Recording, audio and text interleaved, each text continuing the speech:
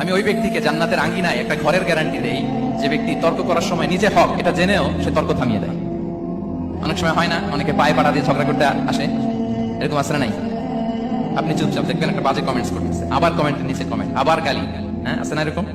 বিষ্ণু বলেন নিজে হক এটা জানার পরেও আর যাতে তর্ক না বাড়ে, যে তর্ক থামিয়ে দেয় জান্নাতের আঙ্গিনায়, তাকে আমি একটা ঘরের গ্যারান্টি দেই।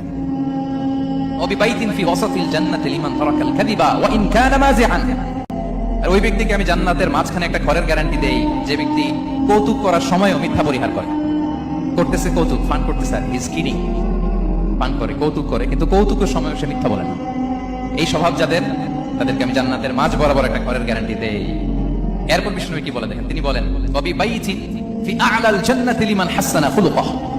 আর জান্নাতের একেবারে হাইস্ট পিক অফ প্যারাডাইস, জান্নাতের সর্বোচ্চ স্তরে আমি একটা ঘর বা একটা বাসভবনের গ্যারান্টি ওই ব্যক্তিকে দেই যে তার আচরণটা সুন্দর করেছে, যে সুন্দর আচরণের অধিকারী হয়েছে, তাকে জান্নাতের হাইস্ট পিকে আমি একটা বাসভবনের গ্যারান্টি দেই। তাহলে বলেন তো আমাদের আচরণটা সুন্দর করার দরকার আছে না নাই?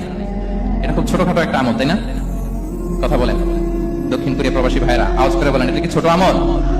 দেখলে সালাম দিব, সুন্দরভাবে কথা বলবো, ভালো উইশ করব, হ্যাঁ, হিংসা জিঘাংসা অহংকার থেকে মুক্ত থাকবো, খিটখিটে মেজাজের হব না, অলওয়েজ স্মাইলিং ফেস থাকবে আমার, হৃদ্যতাপূর্ণ আচরণ। এই কাজটা কি ছোট আমল?